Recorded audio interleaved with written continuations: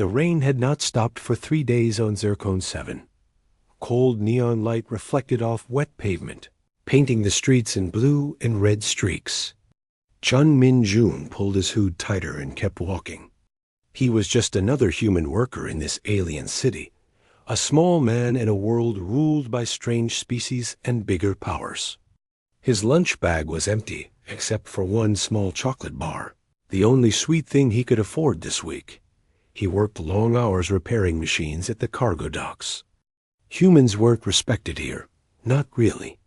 The Zarkonian traders called them soft ones. Still, Min-jun believed in doing his job well, in keeping his head down.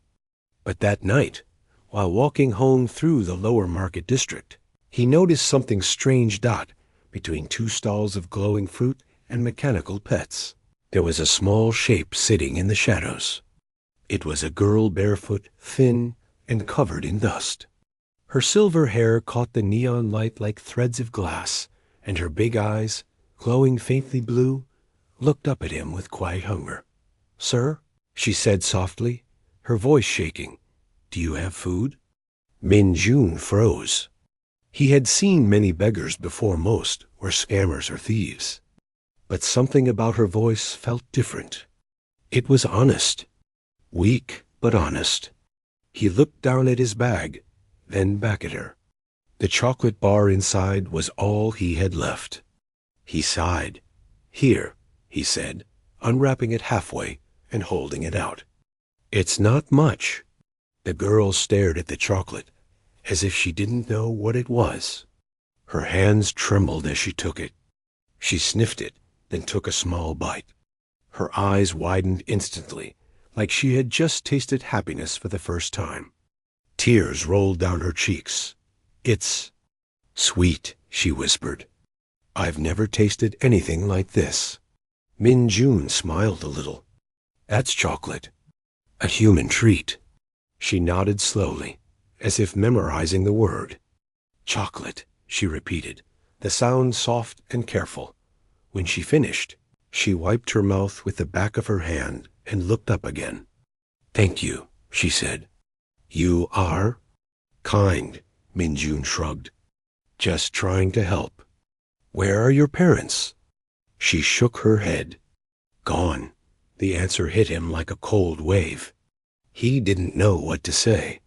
He looked around. The crowd had already forgotten them. The alien merchants shouted prices. Machines hummed. Rain hissed against the ground. Life moved on, indifferent. "Do you have a name?" he asked. "Zex," she said softly. "Just Zex." "All right, Zex, you shouldn't be out here alone." "It's dangerous." Her eyes flickered strangely, almost glowing for a moment.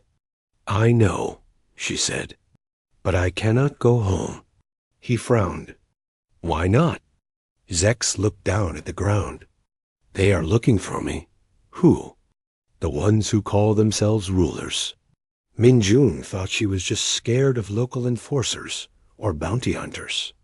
The Zarkonian police were brutal, especially toward aliens without papers. He glanced around. "Come on," he said.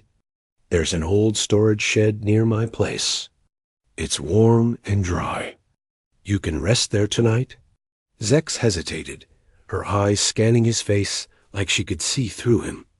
"You would help a stranger?" Min-jun smiled faintly. "You looked hungry." "That's reason enough."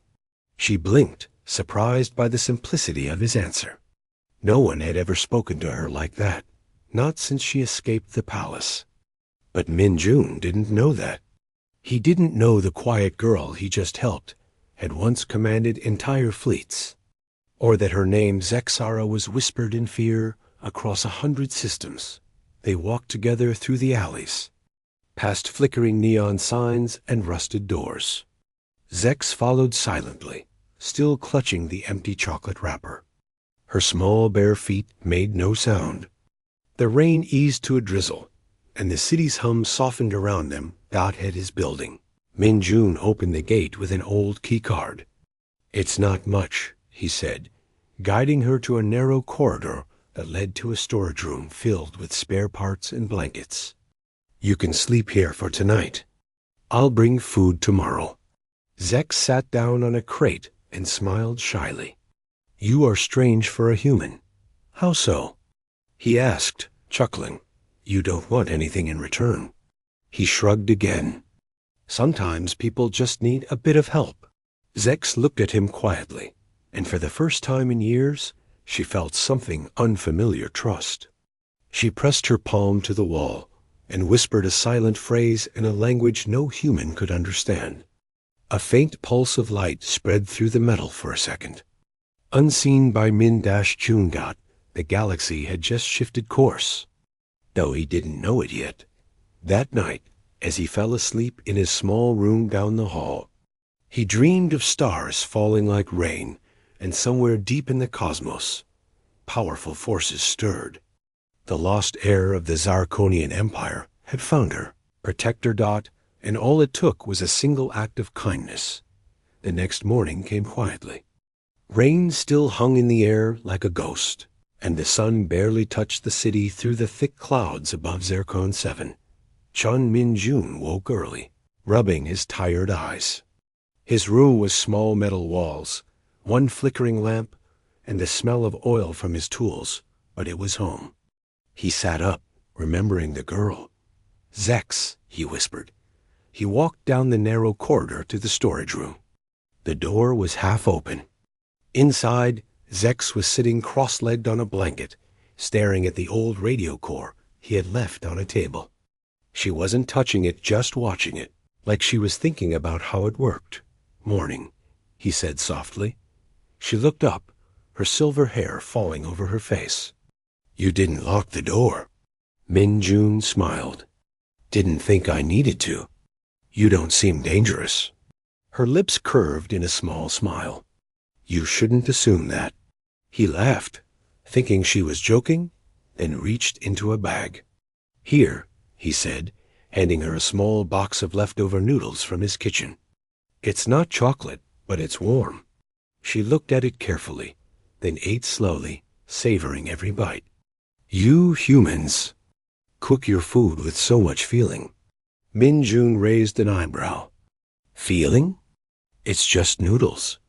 "Not the taste," she said. "The care." Something about the way she spoke always made him pause. She talked like someone older, someone who had seen too much. After breakfast, he went to his job at the docks. He told Zex to stay inside and not open the door for anyone. She nodded, though her eyes seemed far away, focused on something only she could sense. When Min-jun left, Zex stood and looked at the radio core again. She placed her palm above it, and the machine flickered to life. Lights danced across the surface, forming symbols no human had ever seen. Her eyes glowed faintly as she whispered, "Status query. Fleet connection." For a moment, nothing happened. Then a faint hum filled the air, a signal pulse reaching far beyond the planet's atmosphere. But before the response came, she shut it down quickly. "Too early," she murmured. "They will notice." Outside, high above the city, 3 ships drifted silently in orbit. They were black and sharp like knives, bearing the insignia of the Zarkonian Empire. Inside the command vessel, a tall alien with skin like liquid metal opened his eyes as an alarm flashed across the screen. "Commander Jung-hoon," said a deep voice from the console. "We detected a pulse from the lost frequency." Jung-hoon turned sharply. "You mean the royal beacon?" "Yes, sir." He clenched his fists. "So the princess lives. Orders, sir?" He stared at the star map, eyes cold. "Send a retrieval unit to Zircon 7. If she resists, eliminate all witnesses." Back on the planet, Min-jun spent the day fixing heavy cargo loaders. It was routine work, but his thoughts kept drifting to Zex. Something about her felt out of place. Not just her looks or her strange calmness, but the way she spoke, like someone who carried a secret too big for her small frame. When he came home that night, the lights were dim, and the rain had returned. The city smelled of smoke and ozone. As he reached his door, he noticed something unusual. A black hovercraft parked across the street. Two tall figures stood beside it, their armor glowing faintly under the rain. Zarkonian enforcers. Minjun froze. Enforcers rarely came to his block. His instincts screamed that something was wrong. He slipped quietly into the building and closed the door behind him. Inside, Zex was waiting. "They're here," she said calmly, as if she already knew. He frowned. "Who?" "The ones looking for me." He stepped closer. "Zex, what's going on?" "Who are you, really?" She looked at him for a long time before answering. "My name is Zexara Korvan. I was born among the Zarkonian High Lords. I ran away because they wanted me to destroy worlds." Minjun blinked, unsure if he had heard her right. "Destroy what?" Her voice grew soft. "I am their weapon, Minjun. But I don't want to be." Outside, a metallic thud echoed through the hallway. Boots. They were coming. Minjun's hands shook. "We have to go, now." She nodded and placed her hand on the wall again. The lights flickered and went out, plunging the corridor into darkness. "Follow me," she whispered. They slipped through the back door into the rain, running through the narrow alleys. Behind them, the enforcers broke down the door and flooded the building with bright light. Target's trail detected. One of them shouted as they ran. Zex glanced back, her eyes glowing like twin stars. "They won't stop, Minjun." "They never do." "Then we'll keep running," he said, breathless. She smiled faintly. "You shouldn't have helped me." He grinned despite the danger. Too late for that. Lightning flashed above them, and for a brief second, the skyline of Zircon 7 lit up, a vast jungle of metal towers and smoke, stretching to infinity. Somewhere high above, alien ships descended through the clouds. The chase had begun, and the man, who once shared his last chocolate bar, was now running beside. The most powerful being in the galaxy, with the fate of worlds following close behind. Rain poured harder now, thick sheets that blurred every light in Zircon 7 into rivers of color. Chang Ninjun and Zex dashed through narrow back streets, their feet splashing across puddles that glowed from neon signs above. Sirens howled somewhere behind them. The air smelled of metal and ozone. "Where are we going?" Minjun shouted over the thunder. "South," Zex answered, her voice steady even while running. "There's an old shuttle port near the drainage canals. If we reach it before they lock the city grid, we can escape." "Escape? You mean leave the planet?" "Yes." She glanced at him, her glowing eyes fierce. "They won't stop hunting me here. You helped me, and now you're marked too." Minjun almost laughed from disbelief. "Great. I just wanted to be nice to a stranger, and now I'm public enemy number 1. Zex actually smiled. That's how kindness works sometimes. They turned into a darker alley. Steam rose from broken vents, and somewhere a machine hissed like an angry snake. Suddenly, a red beam cut across the mist. "Down!" She yelled. They hit the ground as a plasma bolt exploded above them, showering sparks. 2 armored Zarkonian soldiers appeared from the fog, their visors glowing crimson. Target confirmed. One barked. Minjun's heart pounded. He had no weapon, only his repair wrench. He raised it out of instinct, ready to swing, but Zex stood up calmly. Her voice changed lower, commanding. "You will stand down." The soldiers froze mid-step. Their weapons trembled in their hands. For a second, Minjun thought the rain itself had stopped. Then the soldiers dropped their rifles, their bodies stiff as stone. Zex raised one hand, and a pulse of blue light rippled through the alley. Both soldiers fell unconscious, armor smoking slightly. Minjun stared, eyes wide. "What did you just do?" She looked back, eyes dimming. A small memory wipe. They won't remember seeing us? That was a small one? Zex didn't answer. Her breathing was heavy now. Using her power seemed to drain her. Min-June moved closer. Hey, are you okay? I'm fine, she said, though her knees shook. Let's keep moving. They continued south. The storm was growing worse-wind, pushing against them like a living thing. The lower districts were nearly empty. Only stray drones and flickering streetlights kept watch. Min-June guided her through the maze of pipes and walkways until they reached an old bridge over the canal. Below them, toxic water flowed thick and green. The shuttle port wasn't far, maybe 10 minutes away, but a security checkpoint blocked the next street. 2 hoverbikes and a scanner tower stood there, sweeping light across the road. We can't go that way, Min-June said. They'll scan you instantly. Zex looked at the water. Then we go under. He blinked. You're joking. She stepped onto the bridge railing, her hair whipping in the wind. Trust me. Before he could protest, she jumped. He shouted her name and leapt after her. The canal swallowed them whole. The water burned slightly, a chemical sting that made his eyes tear up. He kicked toward the surface, but saw Zex moving smoothly beneath him, glowing faintly blue in the darkness like a ghost. She waved him down a tunnel that branched off the main canal. They swam for what felt like forever before emerging in a drainage chamber. Min-June coughed, pulling himself onto the metal floor. Zex climbed up beside him, barely breathing hard. You really don't act like someone who needs saving, he said, half laughing, half gasping. I don't, she replied softly, but I need you. He frowned. Me? Why?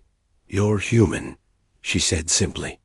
Your kind still believes in mercy. That's why I ran to this planet. I needed to see if kindness still existed in the galaxy.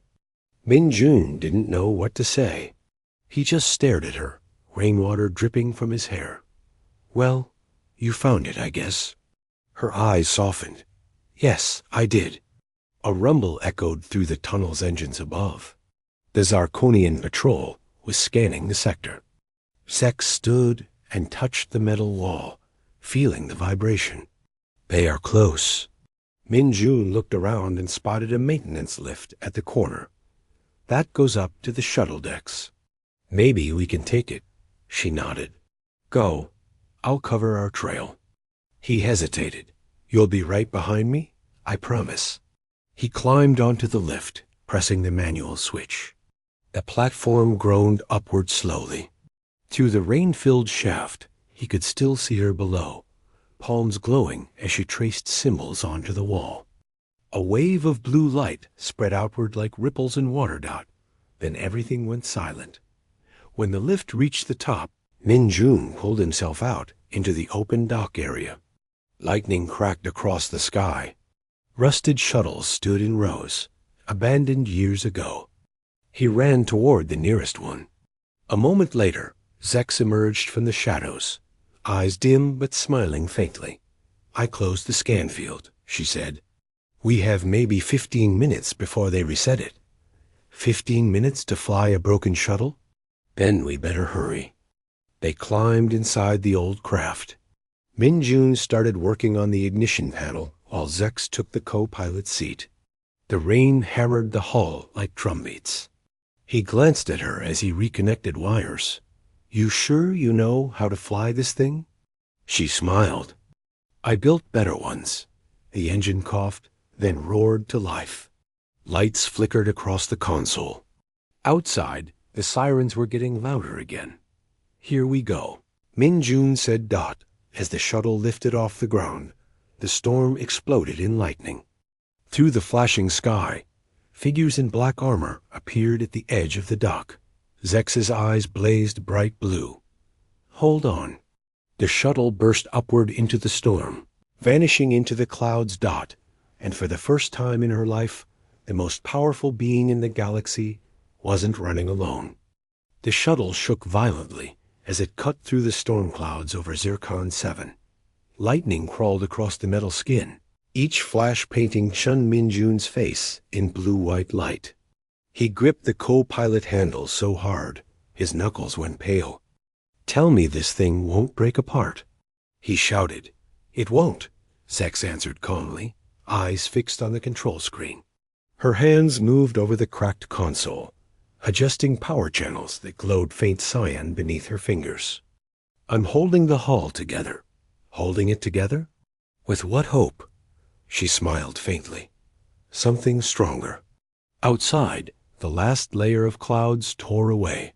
For the first time in his life, Min-jun saw open space above Zircon 7. The sky shifted from dirty gray to deep black, and the storm became a glittering ocean of stars. The shuttle broke free, trailing steam like a wounded bird escaping a cage. They both stared for a second, breathless. "It's beautiful," he whispered. "Yes," she said softly. "Freedom always is." The autopilot alarm buzzed. "Warning, unauthorized launch detected. Pursuit inbound." Zex's eyes flickered. "They're sending interceptors." "I'll handle it." Before he could ask how, she placed her palm on the console. The ship's system lights dimmed, replaced by an eerie blue glow. Symbols, not human letters, scrolled across every screen. "Zex," he said slowly, "you're not just a runaway princess, are you?" Her voice turned distant, almost sad. "No, I'm the Corbond heir to this Arconian Starforge. My body carries the control sequence to awaken every warship they ever built. That's why they want me back." Min-jun stared at her in shock. "So you could command armies?" "I was meant to command them. My father believed the galaxy needed control, not compassion. He built me to enforce order through destruction." He swallowed hard. "You're saying you were created to be a weapon?" Zex nodded slowly. "But when I first saw a human colony small, noisy, alive, I felt something different. You build things. You care about strangers. You protect the weak. My people forgot how to do that." She looked at him with quiet determination. "That's why I ran." The radar beeped. Red dots closed in fast. Min-jun glanced at the screen. "Zex, they're right behind us. Then we make them blind." She pressed her hands to the sides of her head, whispering in her alien tongue. The stars outside blurred. A blue wave of static rippled from the shuttle like a heartbeat. One by one, the pursuing blips vanished from the radar. Min-jun blinked. "What did you do?" "I folded light around us." "We're invisible for now." He exhaled slowly. "Remind me never to play cards with you." A quiet laugh escaped her. It was the first time he'd heard her really laugh soft, human, real. For a few moments, the war and danger felt far away, but then the ship's lights flickered again. A new signal flashed on the screen coded, encrypted, faint. Zex frowned. "That's impossible." "What is it?" "It's another Zarkonian signature, but friendly." "Someone's calling me." She opened the channel. A hologram flickered into existence between them. A tall man with metal silver skin and sharp blue eyes. "Zexara," he said. "You're alive." Her jaw tightened. "Commander Jung-hoon." Min-jun recognized the name from whispers in the news, the one who had led the Empire's purge fleets. "Return to us." Jung-hoon said, "The Council forgives your rebellion. Come home, and we will rebuild under your rule." Zex's voice went cold. "You mean under your control? You never wanted peace, only obedience. You think you'll find peace with the humans?" He sneered. "They'll fear you when they learn what you are." Min-jun leaned forward. "She's not your weapon anymore." Jung-hoon's gaze turned on him, scanning like a predator. "And who are you, human?" "Just the guy who gave her chocolate," Min-jun said. The hologram flickered, amused. "Ben, you'll die for your kindness." The image vanished. Zex's eyes glowed fiercely. "He's locked on to our coordinates. Then we move now." Min-jun grabbed the controls. The shuttle groaned as he forced the engines to full power. Outside, 3 dark ships appeared from hyperspace, slicing through the stars. Plasma bolts streaked past them. Zex reached toward the console, a blue aura burning around her hands. "I'll jam their weapons." The ship jolted violently. Sparks rained from the ceiling. Min-Jun shouted, "We can't fight them all." "No," she said, "but we can run faster than light." She slammed her palm on the jump core lever. The cockpit filled with white light, and the sound of thunder twisted into silence. The shuttle shot forward beyond stars, beyond sound into hyperspace. Inside, everything went still. Zex collapsed slightly in her seat, drained but alive. Min-Jun caught her before she fell. "Hey, stay with me," he said softly. "I'm fine," she murmured. The jump cost energy. He helped her recline, pulling a thermal blanket from the back compartment. "Rest. We'll figure out what's next when you wake up." Her eyes fluttered open just once more. "You should have left me behind." He smiled faintly. "Yeah, I don't do that." Her lips curved into a tired smile before she fell asleep.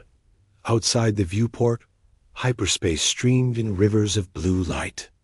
Min-Jun sat quietly, watching the stars stretch forever. Somewhere ahead waited answers, and maybe, just maybe, hope for both their worlds. He looked down at the girl sleeping beside him and whispered, "Let's see what kindness can do, princess." The stars shimmered in response, as if the galaxy itself had heard. The shuttle drifted through the blue tunnel of hyperspace, its engines humming softly like a heartbeat in the void. Chun Min-Jun sat at the controls, eyes half awake, hands still trembling from everything that had happened. It felt unreal. A day ago, he was fixing machines in the docks, and now he was running through the stars beside a being who could command worlds. Zex lay asleep under a blanket in the co-pilot's chair. Her silver hair glowed faintly, like moonlight that refused to fade. Min-Jun watched her for a while. Even in rest, there was strength in her face, a quiet kind of power that wasn't born from weapons or fear, but from will. After several hours, the navigation alert chimed. The shuttle was leaving hyperspace. The stars stretched back into focus, an endless sea of silver dots. Ahead of them hung a small planet, dark and blue, with faint rings of ice around it. Zex stirred, eyes fluttering open. "Where are we?" "Somewhere quiet," Min-Jun said. "Systems not on any trade maps." "I thought you could use time to breathe." She sat up slowly. "You piloted through hyperspace without training?" He grinned a little. "I watched you do it once. Guess I'm a fast learner." For the first time since he'd met her, she laughed, a clear, gentle sound that filled the small cabin. "You humans," she said softly, shaking her head, "always diving into the unknown." They landed near a frozen lake surrounded by crystal cliffs. The air outside shimmered with faint light from the rings above. When the ramp opened, cold wind rushed in, carrying the smell of untouched air. Zex stepped out first, her boots sinking lightly into the frost. She looked up at the sky. No signals, no ships. "We are truly alone." Min-Jun followed, wrapping his jacket tighter. "That's kind of the point." For a while, they walked along the lake in silence. The stars reflected on the ice, turning it into a mirror of the galaxy itself. Finally, Min-Jun said, "So what happens now?" "You can't stay on the run forever." Zex's eyes darkened. "If I return, they will force me to finish what my father started. If I hide, Yong-Hoon will hunt entire systems to find me. Then maybe there's another way." She looked at him curiously. "What way?" "You said your people forgot compassion.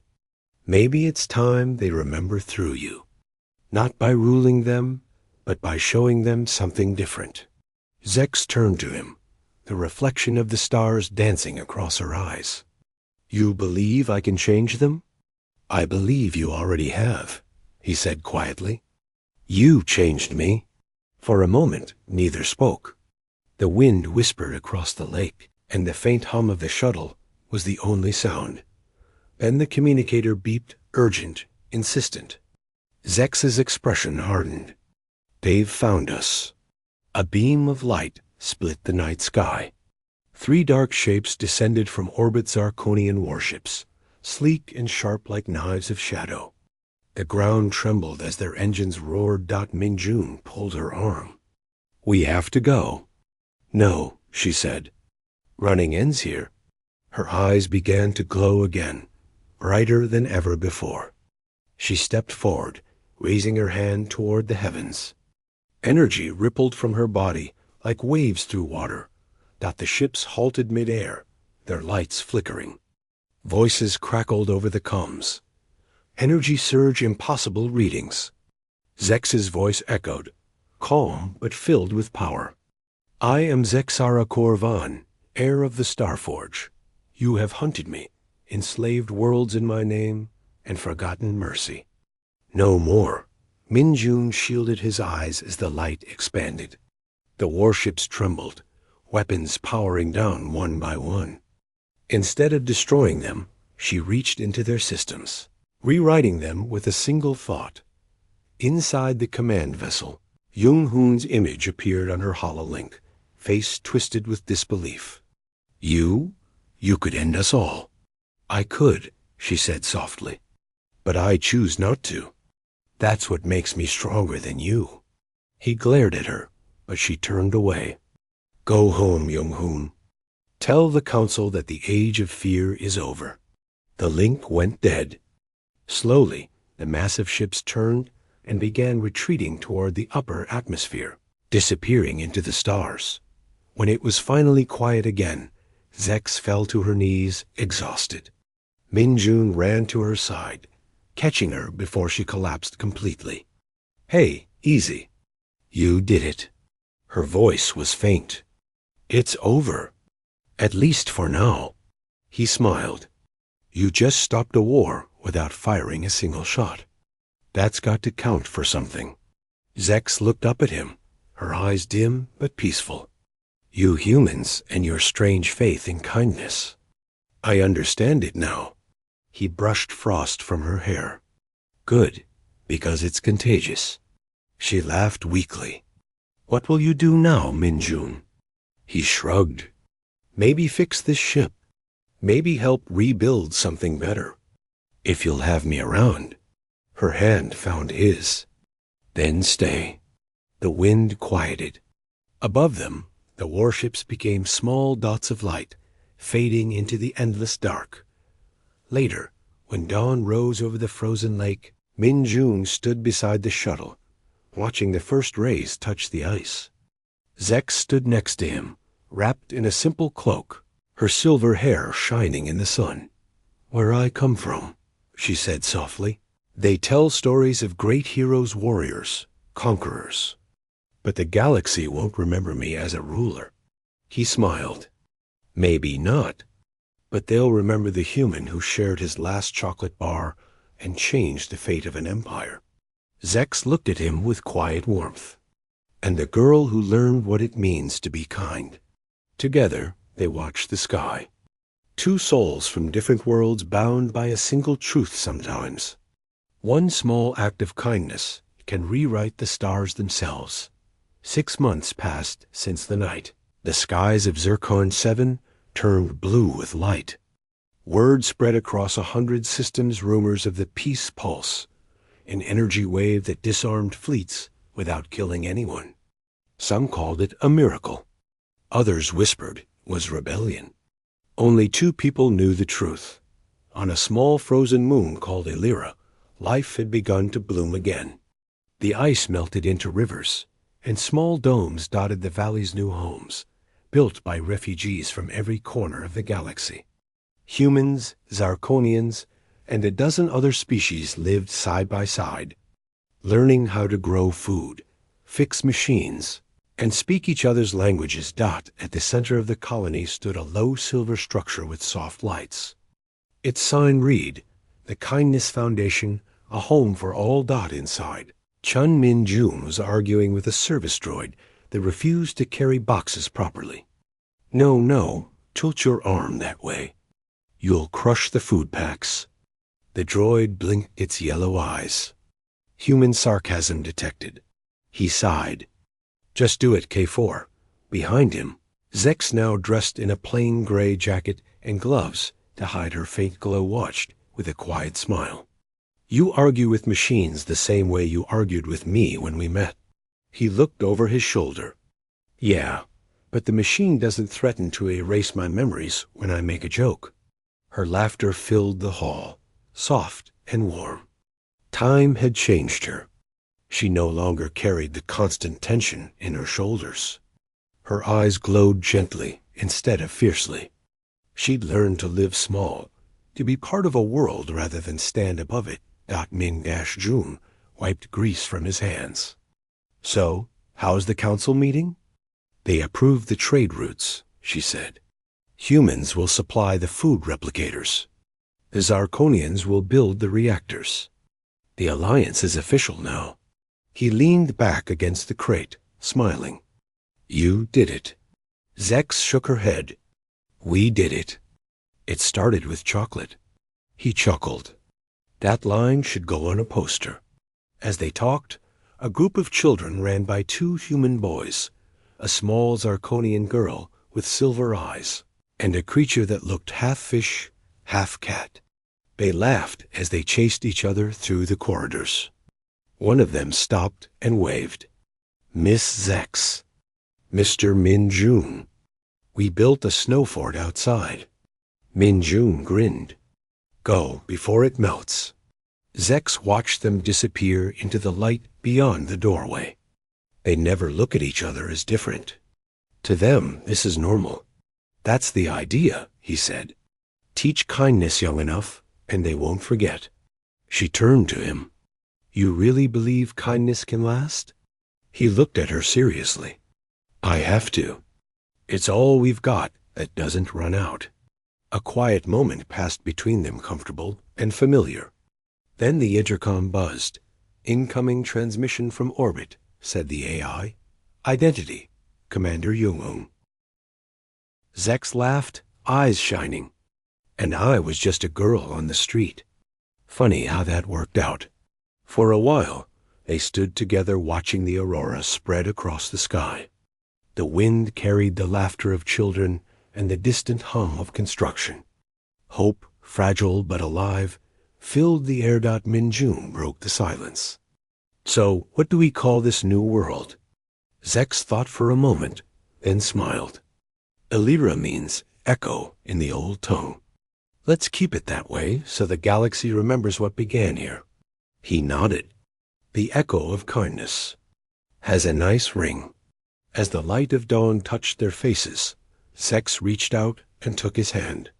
For the first time in her life, the most powerful being in the galaxy felt completely human. And somewhere far beyond Elira. Among the stars that once trembled at her command, ships carried her message outward.